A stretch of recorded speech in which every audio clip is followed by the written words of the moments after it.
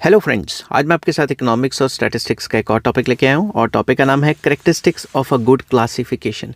एक अच्छी क्लासिफिकेशन के क्या करेक्टरिस्टिक्स या फीचर्स होने चाहिए। ठीक है, इससे पिछली वीडियो में मैंने डिस्कस किया था कि क्लासिफिकेशन क्या होती है और फिर मैंने बताया था कि क्लासिफिकेशन के फीचर्स वगैरह क्या होते हैं। ठीक है, इस वीडियो में मैं डिस्कस करूँगा कि एक अच्छी क्लासिफिकेशन में क्या होता है। ठीक है, तो इन सब के जो लिंक्स हैं वो आपको इस वीडियो के डिस्क्रिप्शन में मिल जाएंगे। तो चलिए शुरू करते हैं। फर्स्ट कैरेक्टरिस्टिक आ जाता है एक अच्छी क्लासिफिकेशन का, कॉम्प्रीहेंसिवनेस। उसमें सारी चीज़ें इंक्लूडेड होनी चाहिए।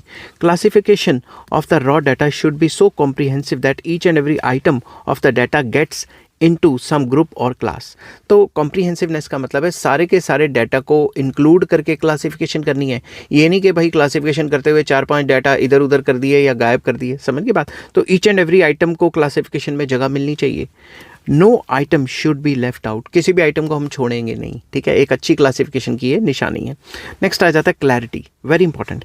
Classification of the raw data classification of the raw data into classes should be absolutely clear and simple. That is, there should be no confusion about the placement of any item in the group.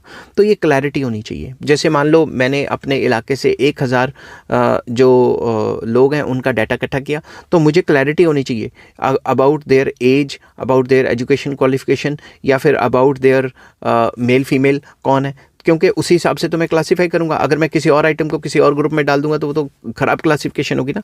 तो मुझे clarity होनी चाहिए कौन सी item कौन से type की है, ताकि मैं उसी को उसी हिसाब से ग्रुप में डाल सकूं या उसको अच्छे से क्लासीफाई कर सकूं। नेक्स्ट आ जाता है homogeneity. All items in a group और क्लास मस्ट बी होमोजीनियस और सिमिलर टू ईच अदर। ठीक है, अगर मैंने एग्जाम्पल के तौर पे अगर मैंने एक मतलब क्लास का सर्वे किया, ठीक है, एक क्लास में 50 स्टूडेंट्स हैं, तो मैंने ग्रुप्स बनाए कि भाई जो मीडियोकर स्टूडेंट्स हैं वो ये हैं, जो नालायक स्टूडेंट्स हैं वो ये हैं इतने, और जो इंटेलिजेंट स्टूडेंट्स हैं वो इतने। तो अगर मैं उनको अच्छे तरीके से क्लासीफाई नहीं करूँगा, तो अगर मैं नालायक बच्चों को इंटेलिजेंट के ग्रुप में डाल रहा हूँ या इंटेलिजेंट को मीडियोकर में डाल रहा हूँ, तो उस हिसाब से तो डाटा ख़राब हो जाएगा। तो मेन रिक्वायरमेंट ये है कि डाटा होमोजीनियस होना चाहिए, मतलब सेम क्वालिटी का होना चाहिए। जो सेम क्वालिटी के बंदे हैं उन्हीं को सेम ग्रुप में रखो। ठीक है, नेक्स्ट आ जाता है suitability, very important. The composition of the classes must suit the objective of the inquiry.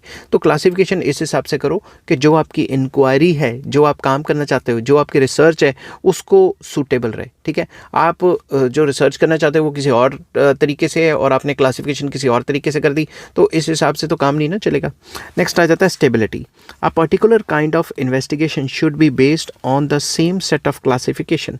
अगर आपने एक पर्टिकुलर टाइप की इंक्वायरी करनी है तो उसमें सेम सेट ऑफ क्लासिफिकेशन की ज़रूरत पड़ेगी। फॉर एग्जाम्पल, मैंने ये देखना है कि जिस एरिया में मैं रहता हूँ उसमें एज कंपोजिशन क्या है, तो मैं एज कंपोजिशन के हिसाब से लिखूंगा कि भाई 0 से 10 साल के बच्चे इतने हैं, 10 से 20 के इतने, 20 से 30 के इतने, तो इसी टाइप की क्लासिफिकेशन करूंगा। मगर ये तो नहीं ना होगा कि मैंने पहले किसी और तरीके की क्लासिफिकेशन कर ली और अब एज कंपोजिशन में किसी और तरीके की क्लासिफिकेशन कर रहा हूँ। ठीक है, the base should not change with each investigation. हर एक इन्वेस्टिगेशन के साथ हम बेस चेंज नहीं कर सकते, डाटा को वही रखेंगे। समझ की बात? नेक्स्ट आ जाता है इलास्टिक, फ्लेक्सिबिलिटी होनी चाहिए। Classification should be flexible enough या इलास्टिक।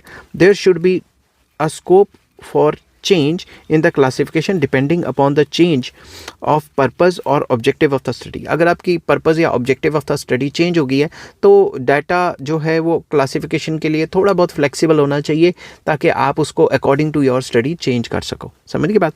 तो आई होप ये वीडियो आपको पसंद आई होगी। अगर पसंद आती है तो please like, share and subscribe. Take care, bye bye.